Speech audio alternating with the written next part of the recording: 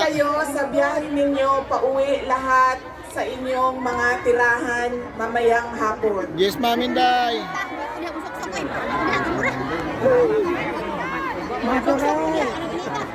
Susunod po ang pagpapasalamat ko sa Dutch Police sa kanilang pagtulong sa atin na mabuo yung programa ngayong hapon na ito at sa pahintulot na tayo ay magkaroon ng rally para kay Pangulong Rodrigo Duterte. Maraming salamat po sa Dutch Police and of course sa local government ng The Hague at sa Foreign Ministry ng the Netherlands. Maraming salamat sa kanila.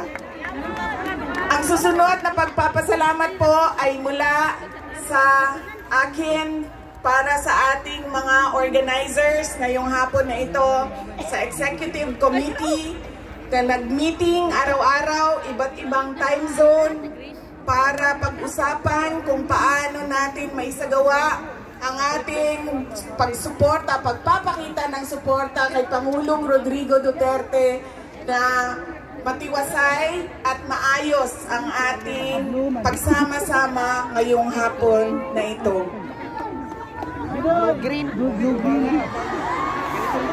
Duterte!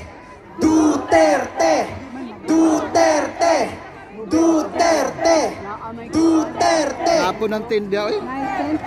Kanina nung naglalakad ako papunta dito sa park, meron akong mga nakasalubong na mga galing Germany. At tinanong ko sila kung gaano katagal ang biyahe mo, ma'am, papunta dito. Sabi niya 9 hours daw. At 9 hours din daw siyang babiyahe pauwi. So ganyan ang pinapakita ninyo na pagsuporta kay Pangulong Duterte at pagmamahal sa ating bayan. Maraming salamat sa inyong lahat. Alam ko, lahat kayo may hanap buhay, may kailangan asikasuhin, may mga personal na pinagdadaanan, merong kailangan na paglalaban na gawin sa mga damit ninyo, paglilinis ng bahay, pagbayad ng utang,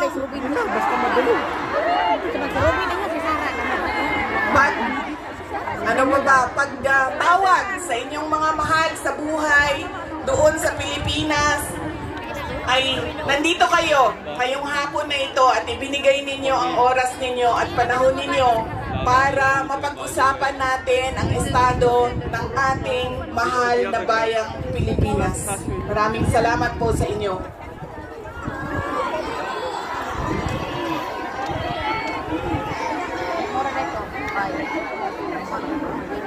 May kwento ko na ito noon, pero mas mahalaga yung kwento ngayon dahil napag-usapan namin siya ni Pangulong Duterte doon sa loob ng detention center ng ICC.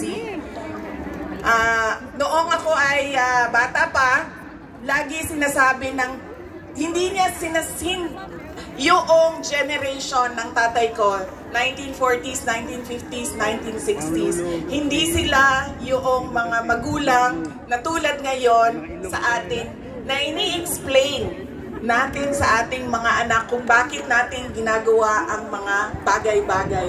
Lagi dapat may explanation. Sa kanilang henerasyon ay diretso ka lang pagsasabihan or pagalitan. Ganun yung generation nila. Nung ako ay lumalaki, lagi niya sinasabi sa akin, hindi ka tao sa paningin ko kung hindi ka doktor o abogado.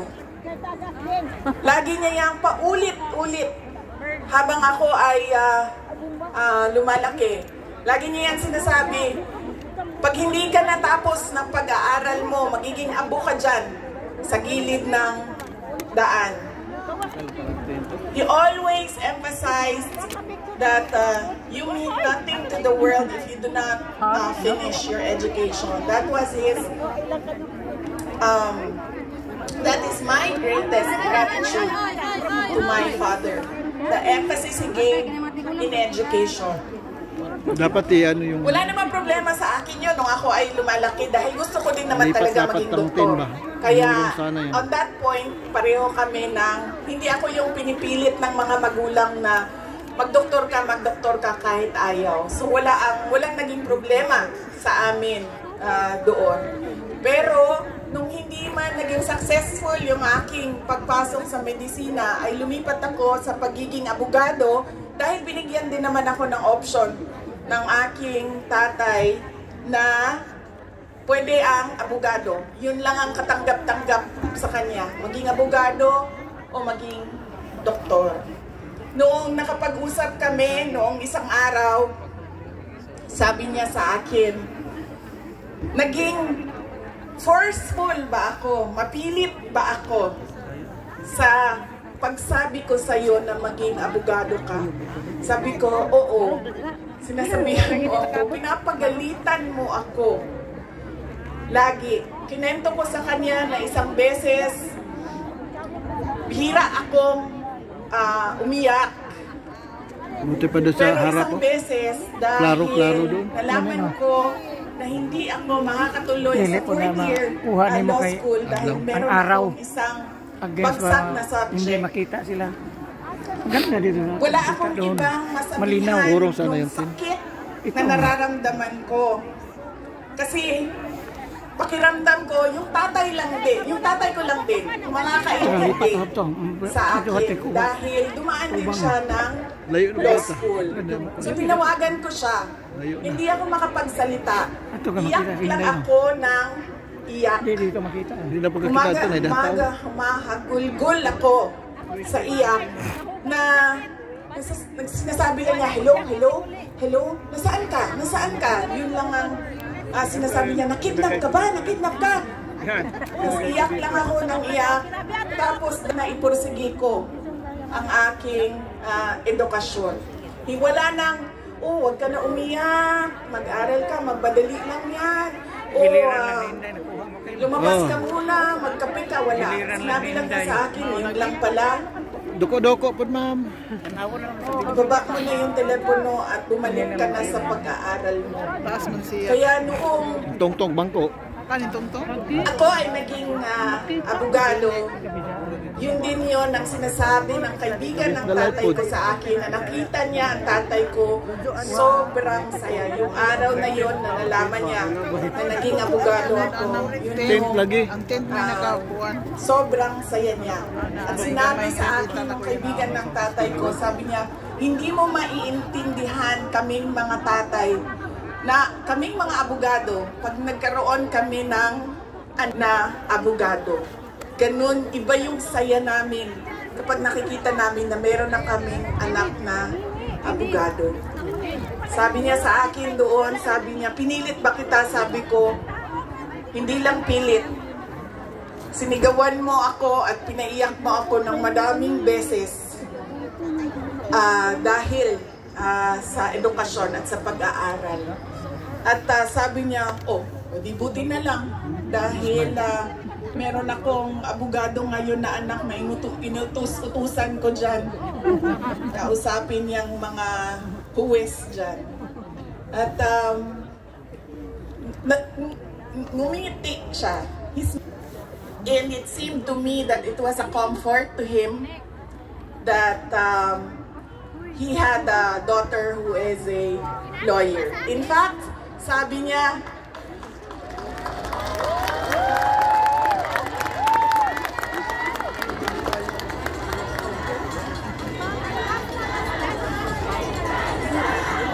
Inday Sara Duterte!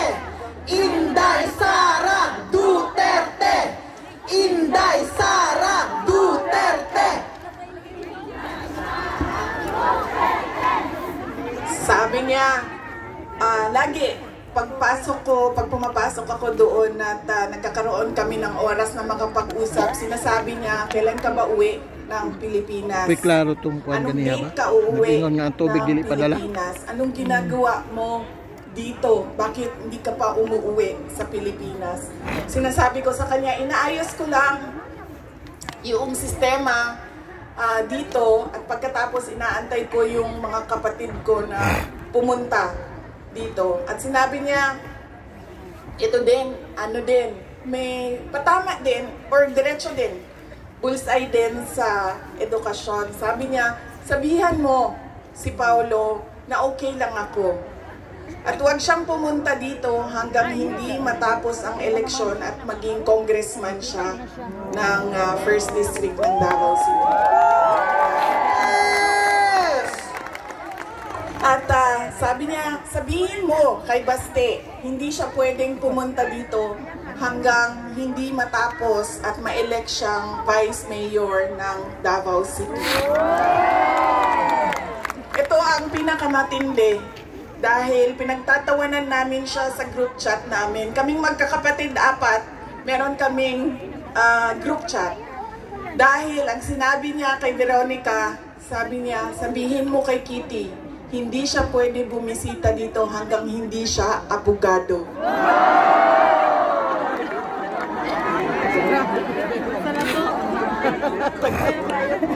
Sabi ni Kitty, grabe ang overacting ni Papa. So ibig sabihin ba mga 5 years? She has 5 years until she becomes a lawyer. Na meron pa akong 5 taon na bago ako makabisita. Ganon siya kahit na nandun siya sa loob. Ang kanyang iniisip, unang-una, yung mga kapatid ko na kailangan magtrabaho para sa syudad ng Davao, yung kapatid ko na kailangan mag-aral. Yun pa rin ang iniisip niya. At kapag tinanong mo siya, pa, ano ba ang kailangan mo dito sa loob? Ang sinasabi lang niya, mga, alam mo yun, mga bagay na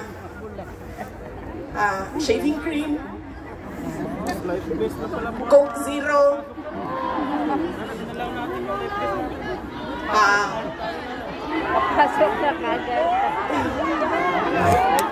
tumigil na siya sa kakahingi ng Pinoy na ulam dahil parang hindi talaga kaya nung nagluluto sa loob ang Pinoy na ulam. Pero nagpadala ako kahapon ng PDF file ng mga recipes na pwedeng sundin nung nagluluto. Yes! Duterte! Duterte! Duterte! Meron siyang meron siyang hilig sa Coke Zero at yun lang yung hingi niya. May shopping list doon sa loob. At sabi niya doon sa gwardiya na isulat mo dyan 2 case ng Coke Zero.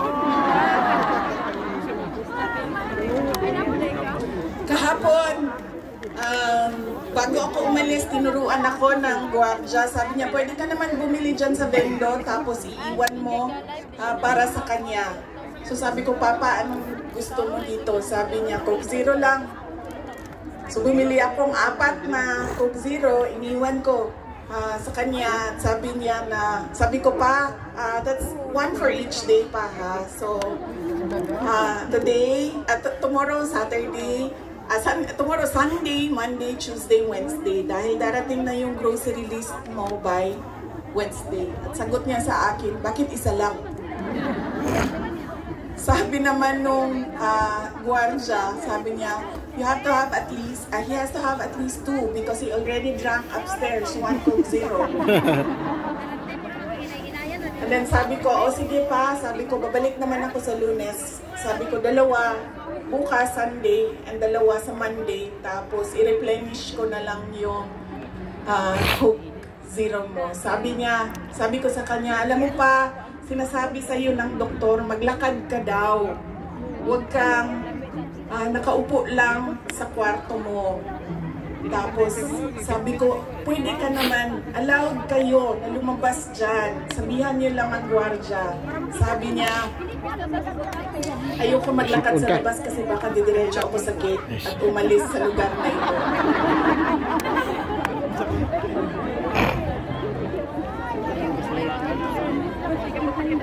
Kakaroon na rin siya ng mga kaibigan, yung mga tao doon sa loob ay nagiging kaibigan na niya. At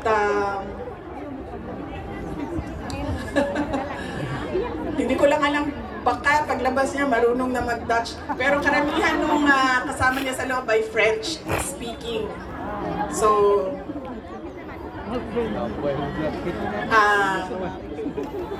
baka paglabas niya, no, di na kay kamao magbinisaya, tingala tama. Gulog ko siya, ang kapwa. Tingala na. Whatever that means. So, on that point, he is okay. Okay naman siya. Pero as a lawyer, kasi alam niya yung batas eh. Alam niya kung anong nangyayari. Kaya medyo persuasive siya. And lagi niyang inuulit-ulit kung ano yung kailangan gawin para sa kanyang kaso. At lagi siyang nagtatanong ng timelines dahil alam naman natin sa korte ay medyo may kabagalan. Diba? Magsasagutan, ang prosecution, ang defense, maraming mga papel na kailangan ipasok at antayin ang oras. Kaya siya din ay insistent sa mga timelines niya. Pero ang sinasabi niya lagi, alam niya na mali ang ginawa, and at to the very minute na tinulak siya paakyat ng eroplano, ilang beses niya sinabi na I want to be tried in a Filipino court before a Filipino judge and a Filipino prosecutor, because he knew that number one, wala talagang basihan yung kaso. 43 counts of murder.